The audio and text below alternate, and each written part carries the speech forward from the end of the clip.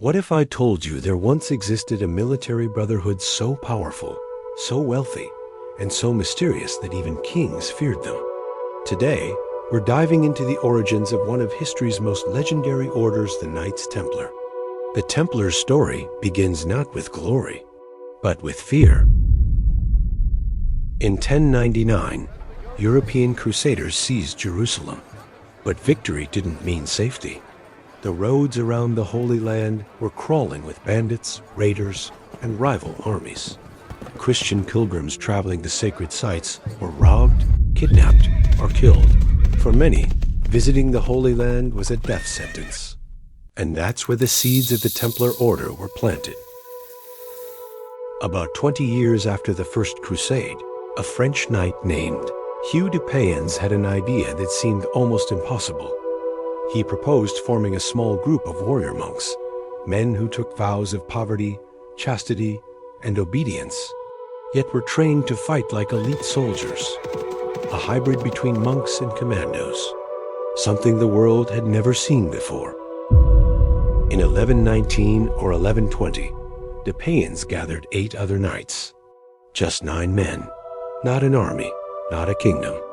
Just a group of determined warriors who swore to protect pilgrims along the dangerous roads of Jerusalem. And they took the name, the poor fellow soldiers of Christ and of the Temple of Solomon. But the world would come to know them simply as the Knights Templar. At first, the group had no money, no land, and no real authority. But then came a huge turning point. King Baldwin II of Jerusalem allowed the knights to live in a wing of the royal palace, a structure believed to sit on the ruins of the Temple of Solomon.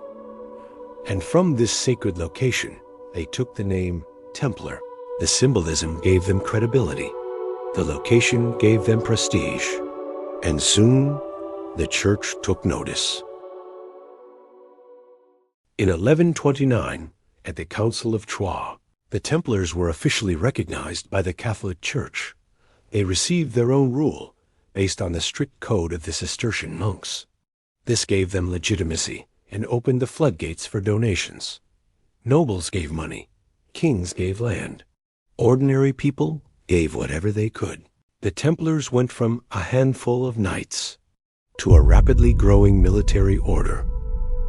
With support pouring in, the Templars became one of the most disciplined and feared fighting forces in the Holy Land. They pioneered early forms of international banking. They built fortresses. They protected pilgrims. And they spread their network across Europe and the Middle East. In less than a century, the Templars transformed from humble protectors into one of the most powerful organizations in medieval history. But incredible power comes with incredible enemies. And the Templars' sudden rise would eventually lead to one of the most shocking downfalls in history.